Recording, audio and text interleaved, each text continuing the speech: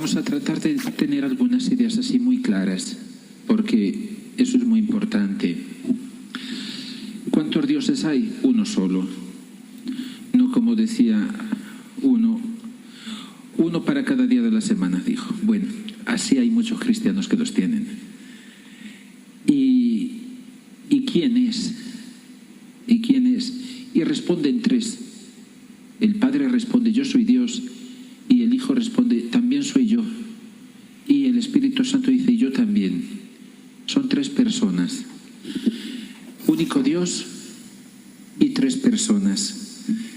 Es el misterio de la Santísima Trinidad. Un misterio que toda la eternidad estaremos a gustarlo, a saborearlo, a perdernos en él, a gozarlo lo indecible, porque seremos admitidos en esa familia en cualidad de hijos. San Pablo nos dice, en cualidad de primogénitos. Primogénito, por definición, debería ser uno solo, el primero. Bueno, pues aquí todos seremos primeros, porque el Padre nos mirará y verá a Jesús en cada uno de nosotros. Bueno, pues pasando más adelante, Dios es único, un solo Dios, tres personas. ¿Y cuántas vidas vive Dios? ¿Cuántas vidas tienen estas tres personas? Una sola. Una sola. ¿Cuántas voluntades tienen? Un solo corazón, una sola voluntad. Pues este misterio de su vida íntima, el Señor Dios ha deseado, por un motivo de amor inmenso, compartirlo con sus criaturas, los hombres. De manera que ya en el Antiguo Testamento nos dio noticias precisas de Él, nos dio noticias de su ser divino. Son noticias que Dios nos dio ya desde la creación del mundo. En todo ser humano puso la noción del ser divino de Dios, en el sentido de que no nos hemos creado nosotros solos. Hemos recibido la existencia, la vida, el ser, todo lo que tenemos de otro. Y si preguntamos a nuestros padres, nos dirán que ellos también han recibido todo de otros, y así nuestros abuelos, etc. Y por fuerza se llega al primero de la serie. Y la palabra de Dios, el Señor, que no nos puede contar cosas absurdas, nos dice en muchos modos que comenzó todo creando a la primera pareja humana. Más aún, a esa primera pareja humana la creó pensando y por motivo de otra pareja con mayúscula, que era la que a él le interesaba, Jesús y María Santísima, su madre. Han venido después en el tiempo, pero son primero en la intención de Dios, en el orden de las causas.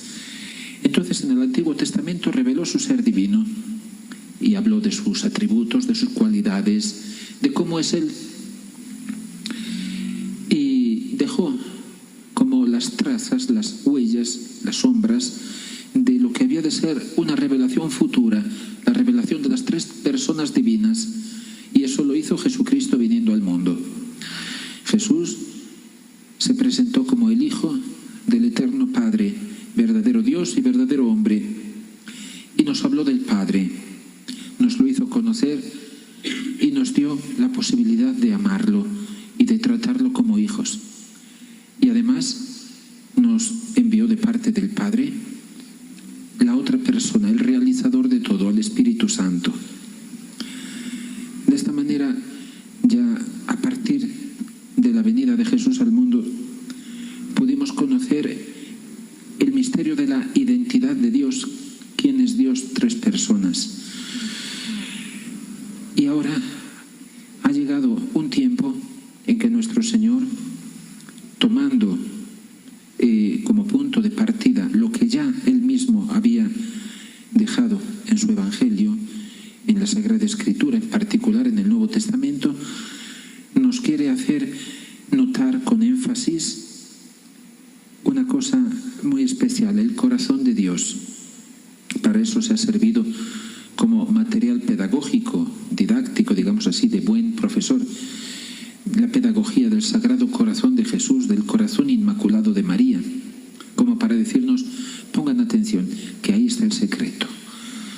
El secreto está en el corazón, porque Dios tiene un corazón, y este corazón es único para las tres divinas personas, es su divina voluntad. Pues bien, ya con esta, digamos, línea de partida, de salida, ya podemos pasar a lo que va a ser el temita de hoy. El temita de hoy, que es, continuando lo que ayer decíamos, hablar de las relaciones que existen entre Dios y nosotros. ¿Qué tipo de relaciones hay? Me voy a permitir explicárselo aquí en la pizarra con un dibujo muy sencillo.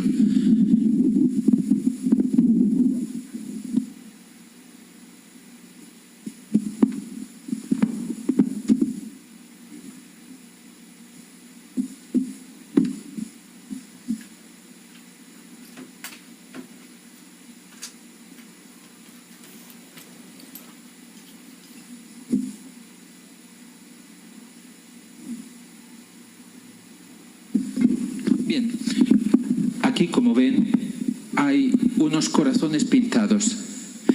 Espero que lo vean todos y yo lo voy a decir para que quien esté registrando es como si lo estuviera viendo. El corazón que está pintado en la parte superior, de color rojo, ven que tiene atrás un triangulito, como para indicar que son tres personas. Y esto representa exactamente a la divina voluntad. Ponemos así, una D mayúscula y una V mayúscula, divina voluntad. El triangulito el corazón que se ve en la parte inferior es de otro color, más pequeñito, y lo vamos a considerar la voluntad humana. Todo el problema de nuestra vida, todo el problema de la historia, son las relaciones entre estas dos voluntades. Primer caso, hay 4 casos diferentes, 4 situaciones diferentes. Comenzamos por la primera. La primera representa lo que sucede cuando el hombre, debiendo obedecer a Dios, no obedece, crea una barrera de espinas, que es el pecado. La voluntad del hombre queda oscurecida, queda privada de vida, no recibe la vida de Dios. Es como si la tierra girase sobre su propio eje. Al girar, al dar la vuelta, le vuelve la espalda al sol y se queda a oscuras. Y además que se queda a oscuras, no recibe la luz, no recibe tampoco el calor, no recibe la vida. Pues bien, Dios está como representado, podríamos decir, por el sol. Fíjense qué cosa tan bonita. El sol es el primer predicador de Dios. No que el sol sea Dios, como lo han considerado muchas religiones, muchos pueblos. Han confundido al predicador con su creador. Así como el sol no necesita de la tierra, sino que es la tierra la que necesita del sol, así sucede con Dios. Dios no necesita de la criatura, por el contrario, sí. El sol es inalcanzable por el hombre, por la criatura, en su altura inmensa. Así Dios es inalcanzable por sus criaturas, porque es infinito, es inmenso. De esta inmensidad de Dios nos habla el sol con el ser una esfera que no se ve dónde comienza ni dónde termina. Esto es un modo de decirnos que Dios es infinito. Y otra particularidad, entre otras muchas cosas, nos habla también de la Trinidad de Dios. Así como el sol es fuego, es luz, es calor, fuego por decir una explosión de energía inmensa, digamos fuego, luz y calor. Con esto está indicando las tres divinas personas, que son diferentes pero son inseparables. En esa energía inmensa, continuamente en una explosión pacífica, aunque inmensa, en ese fuego está como representado el Padre. Se manifiesta como luz y la luz representa al Hijo. Y se comunican ambos con el calor, y el calor representa al Espíritu Santo. De hecho, el sol no es que baja a la tierra, permanece allá en su altura, y lo que baja del sol es su luz y su calor. Así, el Padre permanece en su lugar de Padre Creador, pero quien ha enviado a la tierra a sus hijos, a sus criaturas, ha sido a su Hijo, a su luz, luz de luz, y a continuación al Espíritu Santo, el calor, que viene a darnos vida, que es Señor y da la vida. Pues bien, el hombre, dando las espaldas a Dios, negándose a Dios, volviéndose hacia sí mismo, se ha quedado primero sin luz y por lo tanto sin calor y por lo tanto sin vida. Es la primera de estas situaciones, la situación del pecado. Hay una segunda situación que ya es de relación con Dios.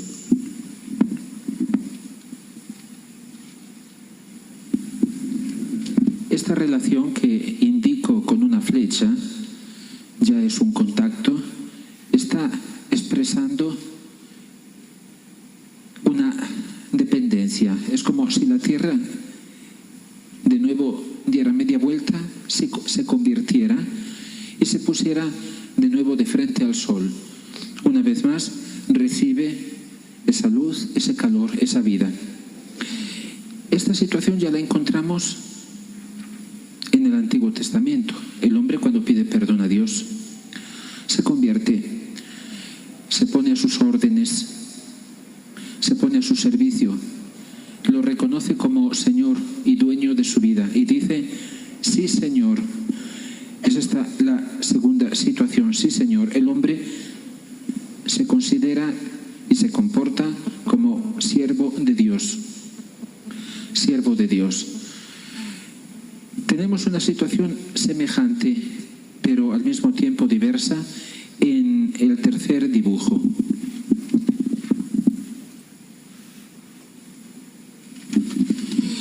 En esta tercera figura, la relación ya no es simplemente entre un siervo y su dueño, su Señor, sino entre un hijo y su padre. En la segunda dice: sí, Señor, el siervo bueno y fiel. En la situación de los justos del Antiguo Testamento. En la tercera situación, sí, Padre. En la situación de quien es ya hijo. Por lo tanto, podemos comprender que aquí, en medio de estas dos situaciones, ha sucedido algo.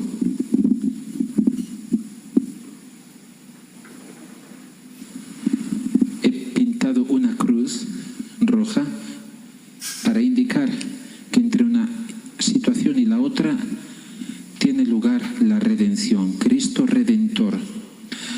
Por lo tanto, ya vemos que la primera de estas situaciones corresponde al pecado, en cualquier época, en cualquier situación que sea. El hombre separado de Dios, enemistado con Dios. No se ven, no se comunican. La segunda de estas situaciones es, por lo tanto, la del Antiguo Testamento. En el Antiguo Testamento ya hay una dependencia de Dios, una sumisión, una obediencia. Viene la redención, Jesucristo representado por esa cruz. Cristo Redentor nos regala su propia identidad de hijo de Dios, nosotros por adopción, Él por naturaleza. Y somos hijos de Dios, y lo somos realmente, como dice San Juan en su primera carta. Esta nueva relación se expresa, como digo, diciendo: sí, Padre.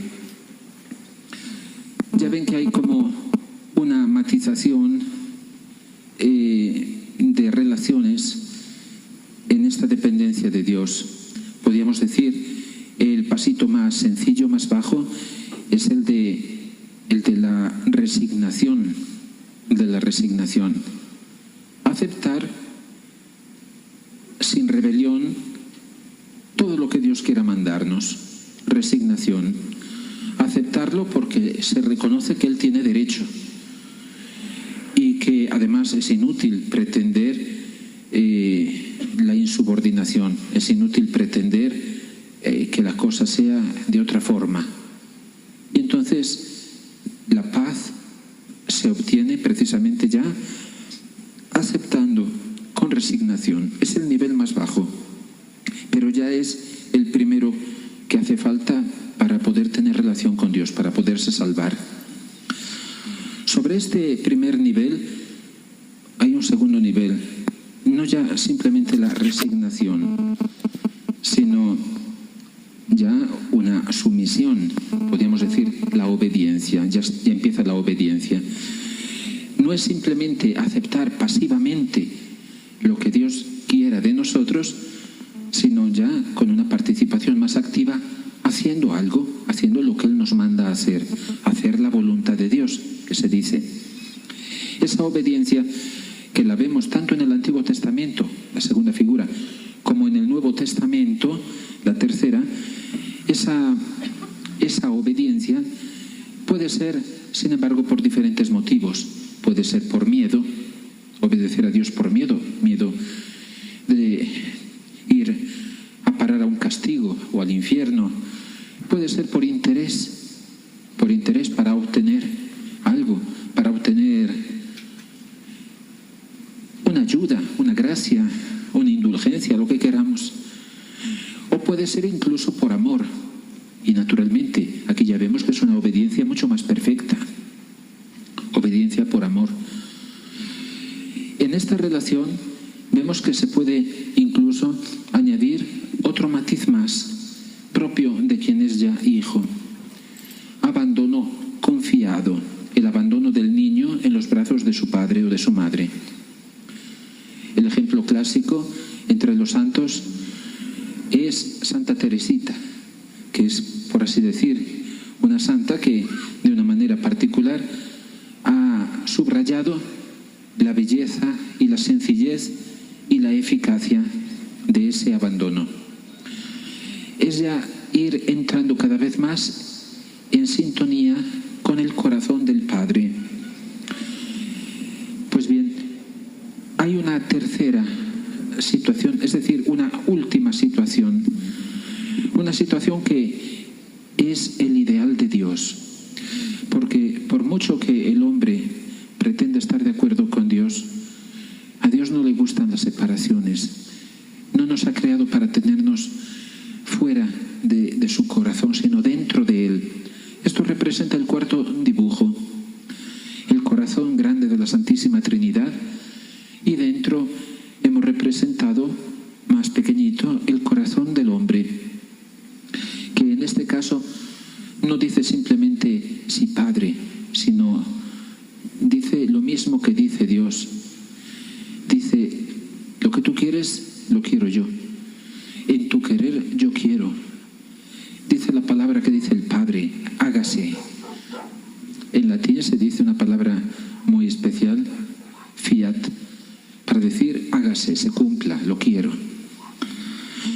Fiat es la palabra que dice Dios, usando la lengua latina, para indicar precisamente la expresión de su voluntad. Es como decir el palpitar del corazón. Una cosa es el corazón, otra cosa es el palpitar del corazón, otra cosa es la vida que produce ese palpitar.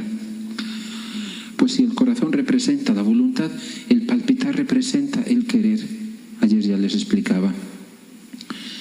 Y el hombre que ya pone su corazón en el corazón de Dios, su voluntad en la voluntad de Dios, para vivir en ella, ya tiene el mismo querer de Dios. Pues aquí voy a añadir otro dibujito pequeño que puede ser simbólico.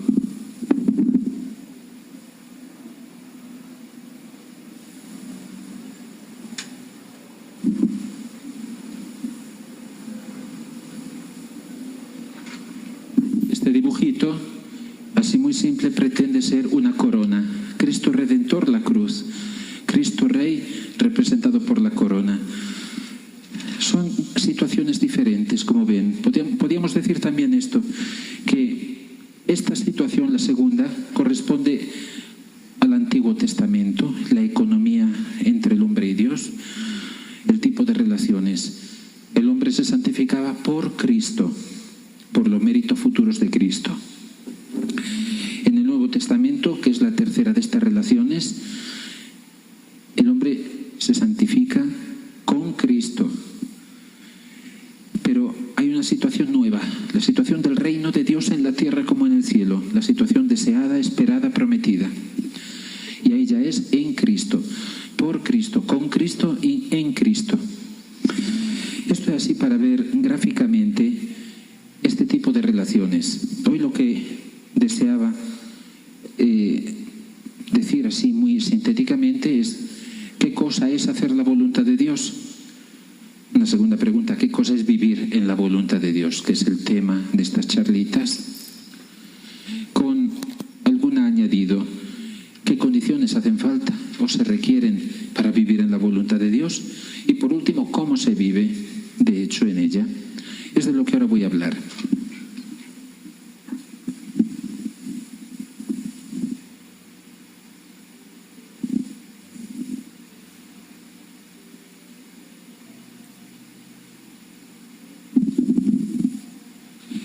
Bueno, empezamos por lo primero. Hay que hacer la voluntad de Dios. Y cuando decimos esto, todos sentimos instintivamente como tener que hacer frente a una gran fatiga. No sé por qué, es una cosa psicológica, pero así es. Y hay un motivo, hay una razón. Decir vamos a hacer la voluntad de Dios y sentir que es como invitarnos a subir una montaña que tiene unas montañas preciosas, impresionantes, pero ¿quién es el valiente? Pues así es para hacer la voluntad de Dios. El problema es que instintivamente pensamos que hemos de hacerla nosotros. Y así ha tratado de hacer el hombre. Y cuando queremos ser buenos, eso es lo que tratamos de hacer todos. Hacer la voluntad de Dios, en realidad, ¿qué significa? Significa obedecerlo. Obedecerle en todo lo que Él nos manda, lo que Él nos ordena y lo que Él nos prohíbe. Esto no es propiamente hacer la voluntad de Dios, sino hacer las cosas que la voluntad de Dios ordena o prohíbe. Y se necesita ciertamente una ayuda de Dios para eso, la ayuda de su gracia. Él la da siempre. Él la da siempre. Pero el hombre se siente que con sus fuerzas, pobrecito, tiene que hacer una cosa enorme. Siente el peso de la gravedad, el peso de sí mismo. Siente el peso de su propia voluntad, que no es así muy dócil que digamos, muy bien inclinada que digamos. Y toda la vida es un esfuerzo. La mortificación cristiana, practicada por los santos, no tiene nada que ver con el faquirismo. Es precisamente, entre otras cosas, es una escuela de robustecer la propia voluntad para ponerla al servicio de la voluntad de Dios. Al servicio, he dicho, a sus órdenes. Y esta es la situación, como digo, propia de quien quiere servir al Señor. Ahora bien, hacer la voluntad de Dios todavía es como quedarnos fuera de lo que es esa misma voluntad. La conocemos, pero no en sí. La conocemos solamente por sus órdenes, por lo que manda, por lo que prohíbe, por lo que permite. El Señor no se contenta con esto. Él dice, como Abraham, todo lo que tengo, ¿para quién va a ser? Ese era el problema de Abraham. Abraham no tenía hijos. Tenía un siervo, se llamaba Eliezer, que él había tomado a su servicio y lo mantenía. Y este muchacho muchacho lo servía, trabajaba para él y él lo mantenía. Era un siervo, un hombre de confianza de su casa, pero era un extraño al mismo tiempo. Y Abraham tenía esta pena en su alma. Yo ya me voy porque soy viejo y todo lo que tengo, ¿para quién será? ¿Quién me va a heredar? Y el Señor le dijo, no va a ser este siervo, sino que te va a heredar un hijo tuyo. Dios le hizo la promesa de un hijo. Y es muy curioso que Abraham, creyendo con toda seguridad en la promesa del Señor, se preocupó, sin embargo, de proveer, de hallar él el medio. Como su esposa era ya anciana y además estéril, nunca había podido tener hijos, a ella le vino la idea de decir, yo no te puedo dar hijos. Como Dios te ha prometido uno, ahí tienes a mi sierva, únete a ella, el hijo que ella te dará yo lo adoptaré y será como si fuera mío, pensaba en su buena voluntad ingenua. Así nació un hijo, Abraham, que sin embargo era un hijo de una esclava, Ismael. Y Dios le dijo, este no te va a heredar porque él también es esclavo. La madre es esclava, él también es esclavo. Cuando yo te decía un hijo, es un hijo auténtico, un hijo legítimo, un hijo de la esposa, de la mujer libre. Tiene mucho significado esto, porque está representando precisamente este modelo que hemos esquematizado ahora en la pizarra.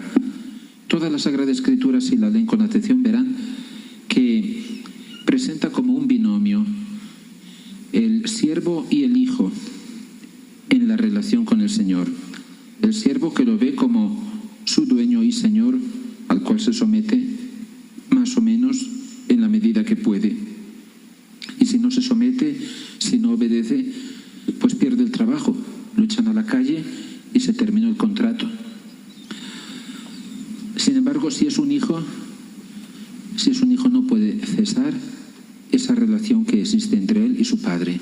Es una relación que está fundada ya en las personas. Uno es para el otro.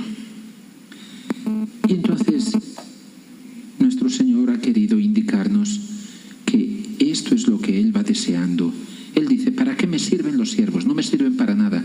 Lo que me sirve es un hijo. Lo que yo quiero, lo que mi amor desea, es un hijo. ¿Y qué tenemos? Tenemos ya la situación del Nuevo Testamento. Ahora bien, ya hemos visto que había todavía una situación ulterior, aún más profunda. No ya la unión, sino la unidad. No simplemente estar de acuerdo, ir de acuerdo, sino ser una sola cosa. El ideal de Dios es ese. Como ya dijimos que Dios es único, aunque son tres personas, su ideal tiende a crear esa misma unidad con nosotros, sus hijitos. Pues bien, San Juan nos dice precisamente esas palabras que ya antes indicaba. Queridos hermanos, ahora somos hijos de Dios y lo somos realmente. Y en esa frase, lo somos realmente, se siente como un grito de su alma. Y nosotros decimos, claro, tiene razón, por el santo bautismo. Por el bautismo somos hijos de Dios. Sin el bautismo somos simplemente criaturas, sin relaciones de vida con Él. Y sigue diciendo, pero no se ha manifestado todavía lo que seremos. Dice, sabemos que cuando Él se manifestará, es decir, está haciendo una referencia directa, explícita, a su segunda venida, a la parusía, que significa manifestación. Cuando Él se manifestará, seremos semejantes a Él. Habla en futuro, porque era una cosa que en aquel momento todavía la redención no había dado al hombre. Había dado al hombre de nuevo la relación con Dios, lo había reconstruido como imagen de Dios, no le había dado todavía la semejanza.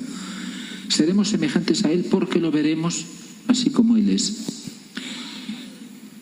Esto nos está diciendo que nos quiere llevar a un modo de vivir como hijos diferente del que conocemos conocemos, del que estamos acostumbrados. Un modo de vivir como Jesús, su relación con el Padre. Eso mismo San Pablo nos lo dice, capítulo 4 de la carta a los Gálatas, por ejemplo, donde dice: mientras que el heredero es menor de edad, aunque es hijo, no es para nada distinto de un siervo. Ya ven, el tercer dibujo no es que se diferencia prácticamente del segundo dibujo. El tercer caso que hemos puesto no se distingue del segundo. ¿Por qué? Porque aun siendo hijo, tiene un comportamiento, un modo de pensar, una mentalidad propia del siervo. Ser nosotros algo, crecer, conquistar nosotros, el cielo incluso. Cosas muy buenas, pero no son eso el ideal de Dios. El ideal de Dios no es vernos a nosotros protagonistas de nuestra propia vida, aunque le da mucho gusto que hagamos el esfuerzo por obedecerlo y por seguir sus normas. Le da mucho gusto, pero no se sacia con eso su amor. Y entonces su finalidad es esta: ser Él el protagonista de nuestra vida. Podríamos decir, si me permiten, con una paradoja que puede sonar así como a desafío, como a reto, pero es para hacer pensar simplemente. Si yo digo, por ejemplo, Jesús, por ser el Hijo de Dios, nunca ha hecho la voluntad de su Padre. Y dirán, pero qué barbaridad que está diciendo. No, Él no la ha hecho nunca. Ha dejado al Padre que la hiciera en Él. Ah, esto es diferente. Ha dejado que el Padre fuera protagonista de su vida. Y lo dice en el Evangelio. Yo no puedo hacer nada por mí mismo, dice. El Padre que vive en mí hace sus obras. Esto es el cuarto de los dibujos, la cuarta situación. Ya no son dos corazones, sino uno solo. Mejor dicho, los corazones siguen siendo dos, pero el palpitar ya es único. Uno está dentro del otro, ya no se distinguen. Han puesto todo en común. Es la unidad. Esta última cosa es lo que se conoce y se llama vivir en la divina voluntad. Bueno, ahora ya que hemos dado esta noción, así como muy esquemática, vamos a ver qué condiciones se requieren para vivir en la divina voluntad. En el cielo, mis queridos hermanos, tengan la seguridad de que todos viviremos en la divina voluntad, porque si no, ¿qué cielo sería? No sería cielo eso. En el cielo viviremos así, pero al Señor le interesa que esa misma situación se viva ya desde la tierra. Le interesa muchísimo, porque en el cielo no se hacen ya conquistas, ya no se gana nada. En el cielo el Señor tiene asegurado ya el triunfo y el amor de parte de todos. En la tierra es donde le interesa. En la tierra es donde se ganan los triunfos, las victorias. En la tierra es donde se le puede dar un amor nuevo, una correspondencia nueva al Señor. Quisiera también decirles, y lo digo al Señor con toda mi alma, que estas charlitas, la de hoy concretamente, no nos toque solamente la inteligencia. Las verdades son hermosas, estimulan nuestra inteligencia, nos apagan, pero no basta. El hombre no se apaga solamente con la inteligencia, que nos toque en el corazón, porque es una cuestión de amor. Todo lo que estoy diciendo, por más que pueda parecer así teórico y por lo tanto árido, no es así, es vida. Es una vida presentada con una sola finalidad: de enamorarnos de ella, de desearla. La finalidad no es salir de aquí sabiendo nociones, teniendo un poco más de cultura teológica, por así decir. No es esa la finalidad. La finalidad es encendernos en amor y desear ardientemente esto que el Señor con tanto amor nos prepara y nos propone. Pues bien, condiciones para vivir en la divina voluntad. Hay una muy sencilla, que es la base. Si nos fijamos en los dibujos, vemos a los dos protagonistas de la historia de cada uno de nosotros, Dios y yo. Y la condición número 1 es esta: estar en la verdad. ¿Quién eres tú y quién soy yo? Tú eres el único, tú eres mi todo, tú eres mi Padre, mi Creador, tú eres mi Salvador, mi Maestro, mi amigo, mi Rey, mi vida, mi tesoro, mi único deseo, mi único y sumo bien.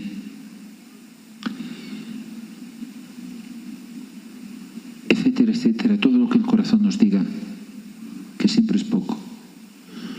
Eso es el Señor. ¿Y yo qué cosa soy? Yo soy tuyo, yo te pertenezco. No hay nada en mí que no sea cosa tuya. Yo soy para ti. Soy un reflejo tuyo, soy una sombra tuya. Soy un pobre espejito vacío en el que tú te quieres reflejar. Y cada una de mis acciones, pensamientos, palabras, obras, instantes de vida, son como tantos espejitos en los que Dios quiere mirarse y ver su rostro divino, adorable. Pero yo por mí mismo soy un espejo vacío y opaco y a oscuras y sin vida. Tú eres el rico y yo soy el pobre, pero tus matemáticas divinas me enseñan que un rico más un pobre igual a 2 ricos. Por lo tanto, sin ti soy nada, pero contigo soy tu hijo. Soy un príncipe del reino de los cielos, en misión especial en la tierra, para unas cortas vacaciones, podríamos decir así, por misión de trabajo. Eso soy, llevo tu huella, Señor. Entonces, esta es la primera condición. ¿Quién eres tú y quién soy yo? Y de consecuencia viene que, conociendo y comprendiendo la verdad, viene de consecuencia que no le robamos nada a Dios, sino que atribuimos todo a Él. Y eso se llama la humildad. La humildad no es torcer el cuello o darse golpes de pecho. Esa no es la humildad de Dios. Dios no es que tuerce el cuello, ni pone los ojos bajos, ni se da golpes de pecho. La humildad de Dios es que se abaja a nosotros, se pone a nuestro nivel. Y se pone a nuestro nivel para recogernos con amor y levantarnos hacia Él. Se abaja hacia nosotros para decirnos: no te preocupes, que tú no eres el más bajo. Yo que soy el primero, yo me hago el último. Por más que tú te quieras humillar, no podrás ser nunca al último lugar. El último ya está ocupado. Y el penúltimo también. El último con Jesús, el penúltimo con María. Porque la más alta ha tenido que ser, que abajarse más que ninguno. Por eso ella ha podido decir: el poderoso, el omnipotente ha hecho obras grandes por mí. Él las ha hecho. Las obras son grandes, son inmensas. Ha tenido el gusto de hacerlas. Ha tenido tanto amor, tanto poder que las ha hecho. Pues bien, esa humildad de Dios la quiere ver reflejada en nosotros. Para no apropiarnos de nada, para no ponernos en el lugar de Dios. Y esa misma humildad está en la base de todas nuestras acciones, de toda nuestra vida. Cuando no está en la base, nuestra vida rechina, nuestra vida presenta tantas cosas torcidas, tantas, como por decir, tantas rebabas que hieren a los demás y a nosotros mismos y a Dios. Dios se inclina con mucho gusto a su criatura cuando la encuentra que está en la verdad, cuando la ve que no le roba nada, que le atribuye todo a Él, es decir, que es humilde. Dios se inclina y le da la gracia, mientras que al soberbio Dios le resiste y no le puede dar nada. Por así decir, si Dios es el polo positivo, nosotros somos el polo negativo. Pero si nosotros pretendemos ser también positivos, hay como un rechazo recíproco y salta una chispa y nos separamos el uno del otro. Tenemos necesidad de Él, pero siempre las matemáticas de Dios nos enseñan que si nosotros somos 0, basta que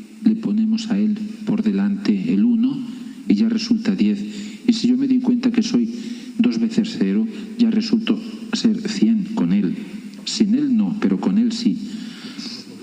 Como un eslogan, como una frase de efecto muy contundente, no sé si ustedes la conocen, al menos en España se dice: Cristo y yo, mayoría absoluta. Es muy hermoso esto y muy cierto, pero sin Él nada. Esta es la base. Por lo tanto, para vivir en su divina voluntad, por aquí hay que empezar.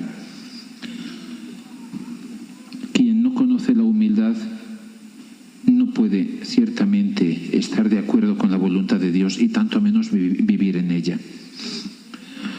Sobre esto se edifica, se construye un palacio, y ese palacio, ya hemos dicho, tiene varios pisos. El primer piso es la resignación, es una actitud pasiva, pero es ya una actitud de aceptación de Dios. El segundo piso ya es de obediencia, ya es de sumisión. Puede ser más o menos pobre, ojalá fuera obediencia por amor. Eso sería el piso adornado con el máximo del confort y del lujo. Si no, se queda muy pobrecito. Hay un tercer piso que de nuevo es como una especie de abandono, pero ya es el abandono de quien se siente amado y ama. El amor de quien confía, de quien se fía, es el abandono en los brazos de Dios. Una santa indiferencia para todo, para todos menos que para Dios. Y ya sobre estos tres pisos se añade el cuarto piso. El cuarto piso ya es el vivir en la voluntad de Dios. Las condiciones son, por lo tanto, tener estos tres pisos que están por debajo del cuarto. Y otra cosa más, ¿de qué serviría tener un edificio de 4 pisos hermosísimo, nuestro, que se nos ha ofrecido, si no creemos que es para nosotros, si no nos fiamos, o si preferimos estar por la calle perdiendo el tiempo, o durmiendo a la intemperie, comiendo basuras, cuando dentro tenemos todo? Entonces, otra de las condiciones es creer que el amor de Dios nos ha abierto las puertas, nos invita a entrar. Creer que esa casa realmente es para nosotros, es nuestra. No la hemos construido nosotros, nos la ofrece Dios con su amor magnánimo.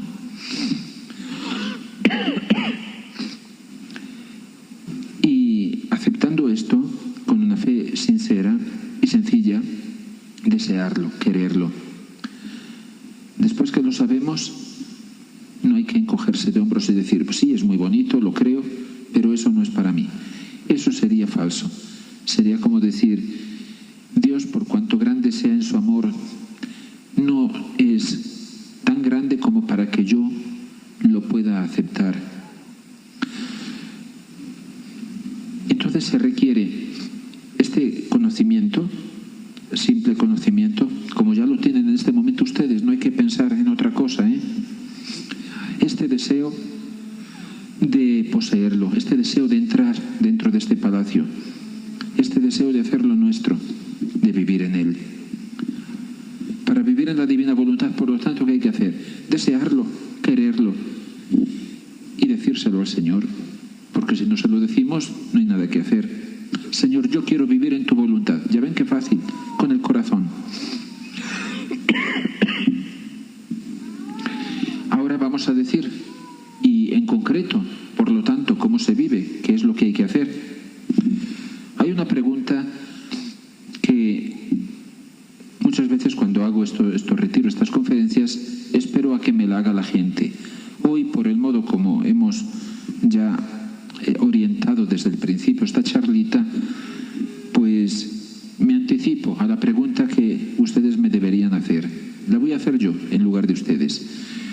¿Cómo se sabe cuál es la voluntad de Dios? La pregunta clásica, ¿verdad? ¿Estaban pensando ya eso? Muchos lo piensan y hacen bien. Pues aquí yo distingo, Padre Domingo, distingo porque conocer la voluntad de Dios para hacerla es una cosa y para vivir en ella es otra. Conocer la voluntad de Dios para hacerla, Pues lo que dijo el Señor al joven rico, que le preguntaba: Maestro, ¿bueno qué he de hacer para lograr la vida eterna? Y le dijo: ¿ya conoces los mandamientos? Cúmplelos. Y él le dijo: sí, ya los conozco y los cumplo desde que era joven. Bueno, pues por ahí se empieza. Ya conocemos los mandamientos de la ley de Dios, de la Santa Madre Iglesia. Los deberes de estado de cada uno. El que es sacerdote como yo, el que está casado como muchos de ustedes, el que está sano, el que está enfermo, el que es un estudiante que tiene que ir a la escuela, el que tiene que ir a trabajar, el que, etcétera. Cada uno tiene sus deberes de estado. Y ahí se ve la voluntad de Dios para hacerla, para cumplir lo que quiere que hagamos. Ahora bien, ya para vivirla, para vivir en ella, pues uno va tomando posesión de una cosa en la medida que la conoce. Si a mí me regalan un computer maravilloso, último modelo, súper, pero no me explican, no me dan el librito de instrucciones, yo me quedo en ayunas. Ahí lo tengo, es mío, pero como si no lo tuviera. ¿De qué me sirve? Si me regalan lo mismo, me regalan un coche, un carro, como dicen aquí, maravilloso, pero yo no sé manejar, no sé conducirlo, lo tengo ahí aparcado, lo tengo en el garaje, de vez en cuando lo miro, lo admiro, le doy vueltas alrededor y ahí está, y yo sigo caminando a pie. Ahora, sin embargo, el Señor nos lo da para que aprendamos a manejarlo. Y como resulta que es una cosa divina, es infinito, no terminaremos nunca. Siempre tendremos cosas maravillosas que aprender y que hacer.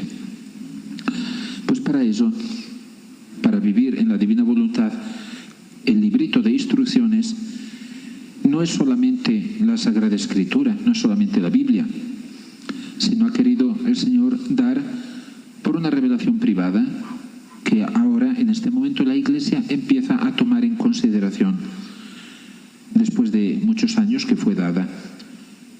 Y ya ha empezado a ser publicada la librería espiritual, gracias a Dios. Me parece que, bueno, en lengua española ciertamente ha sido la primera y prácticamente la única hasta ahora que lo ha hecho en una forma completa. Alguien lo ha hecho también así, a fragmentos, un poquito de por acá, por allá. Y ese es el librito de instrucciones. Entonces, simplemente vayan comiendo, nutriéndose de ese alimento, que son, no sé cuántos volúmenes han publicado, 17. Bueno, ahí me parece también 18 he visto. Es que no se ha publicado el sexto. Bueno, ahora ya se publicarán los que faltan, pero en un total, por el momento, serían 19 volúmenes, más otros escritos de una criatura extraordinaria, aquí detrás de mí, ahí escondidita, porque por el momento tiene que estar escondida, no mucho. Luisa Picarreta, la pequeña hija de la Divina Voluntad, bueno, ya conocen de ella, y ella no es nada. Lo importante es lo que el Señor, por medio de ella, ha querido ofrecer a su Iglesia, a sus hijos. Pues vivir en la Divina Voluntad es esto, es conocerla, desearla, pedirla. ¿Y pedirla cómo? Pedirla a partir, podríamos decir, de un gesto así oficial, de un gesto formal con el Señor, una consagración. ¿La consagración en qué consiste? Se puede hacer una oración de 3 páginas o de 3 renglones, como prefieran, o de 2 palabras. A los niños pequeñitos les enseñamos a decir: Papá del cielo, yo me doy a ti. Más simple que esto. Y eso ya es una consagración. La podemos decir en muchas formas. Te doy mi voluntad, dame la tuya. Esa es la sustancia. Te doy mi voluntad, dame la tuya. Podemos añadir muchas cosas. A partir de esa consagración empieza una vida, porque el Señor nos toma en serio. Si se lo decimos en serio, nos toma en serio. ¿Y qué sucede? Que el Señor, las mismas cosas que hacemos todos los días, nos propone hacerlas, pero no ya con nuestra simple voluntad humana, que tendrían un cierto peso, una cierta medida, un cierto valor. Digo un cierto peso porque no son de peso, pero llamando a esta voluntad divina a hacerla en lugar de nuestra voluntad humana, el Señor con mucho gusto nos presta su voluntad divina porque Él desea dárnosla. Y si se la pides 10 veces, te la da 10 veces. Y si se la pides 100, te la da 100 veces. Y si se la pides tanto, que ya le duele la cabeza por cuanto se la estás pidiendo, dice, bueno, hijo, ya me has convencido. Ya no son puntitos, un puntito, después otro, luego otro, sino que van tan seguiditos que forman una línea ininterrumpida. Hacer actos en la divina voluntad es llamar a la divina voluntad, pues de vez en cuando, tal vez con frecuencia. Debe ser tan frecuente esta llamada a la divina voluntad, a respirar, aunque sea con fatiga, como me sucede a mí ahora, porque estoy resfriado, o a palpitar el corazón, o a pensar, o a movernos, o a ir a responder al teléfono, o a ir a hacer la comida, o a ir a trabajar, o a subir en el ascensor. Es lo mismo. Llamar a la divina voluntad, protagonista de todo, de todo. Claro, habrá una cosa en la que la divina voluntad jamás será protagonista, y es si hacemos algo malo, algo que Dios no quiere. En ese momento Dios se disocia de nosotros y nos deja. Pero en todo lo demás es como si dijera, hijo mío, en obediencia, en fidelidad a mi santa ley, haz lo que quieras. Está ya dentro de lo que yo permito, de lo que yo dispongo, muy bien.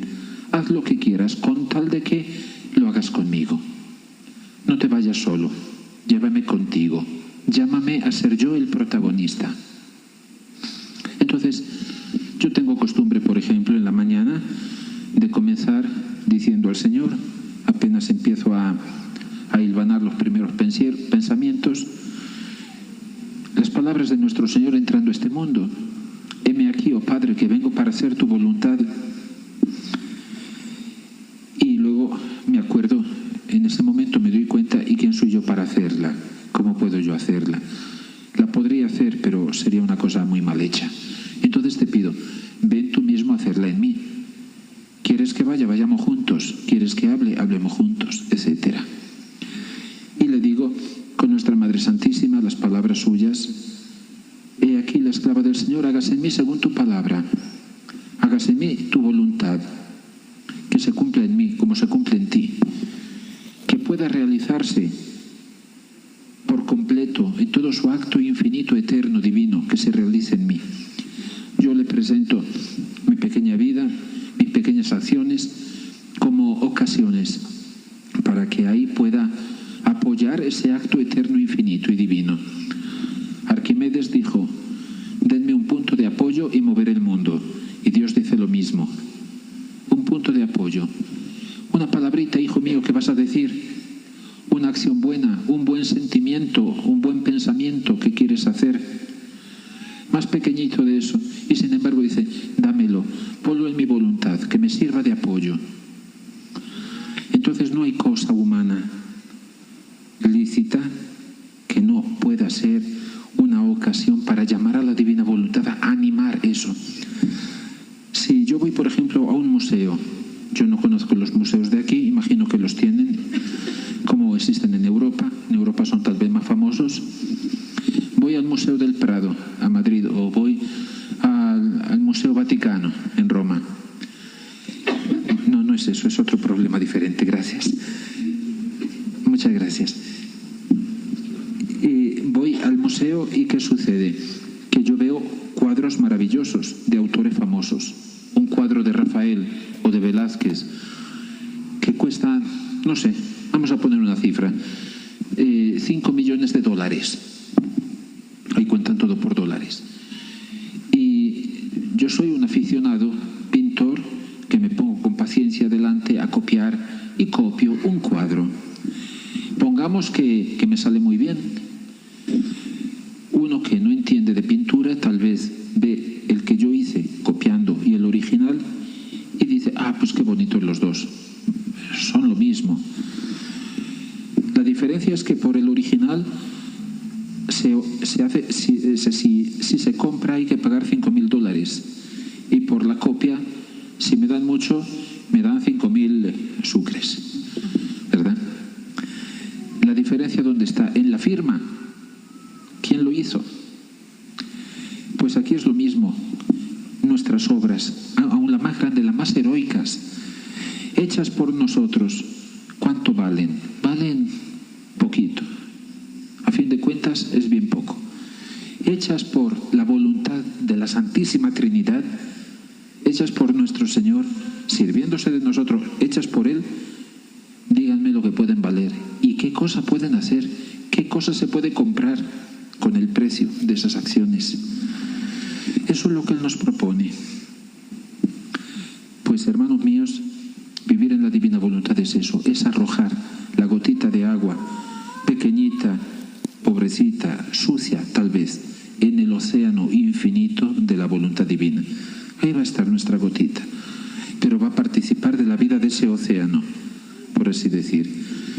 Es la aspiración de Dios, que no haya mío ni tuyo, sino que haya nuestro.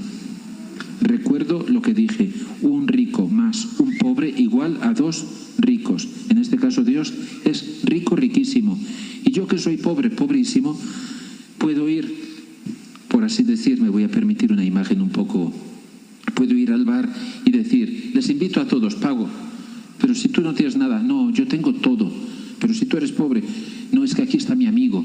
Y como es mi amigo, que además es mi papá, él va a pagar todo. Y si yo no lo considero amigo, le hago una afrenta, lo trato mal. Lo tengo que considerar realmente lo que es amigo. Le tengo que dar gloria. Bueno, yo aquí podría seguir hablando 300 horas si me quedara aliento. El problema no es en la nariz, aunque parezca, sino en los pulmones, que no entra el aire, porque estamos a 2.800 metros y tengo una alergia que me cierra los bronquios. Me voy a detener en este momento para que ustedes me hagan preguntitas y después les voy a contar, les voy a explicar una cosa realmente prodigiosa por el otro lado de la pizarra. A ver, háganme preguntas. La pregunta es esta, para que la oigan todos. ¿Cómo es que Dios se disocia de nosotros cuando cometemos algún pecado? Y ella dice, en ese momento es cuando más tendría que estar con nosotros. Es cierto, está con nosotros, pero no participa en esa acción. Eso es a lo que me refiero. Él no puede participar en una acción que es mala, que es un pecado. Nos sigue asistiendo, nos sigue dando la vida, sigue a nuestro lado, suplicándonos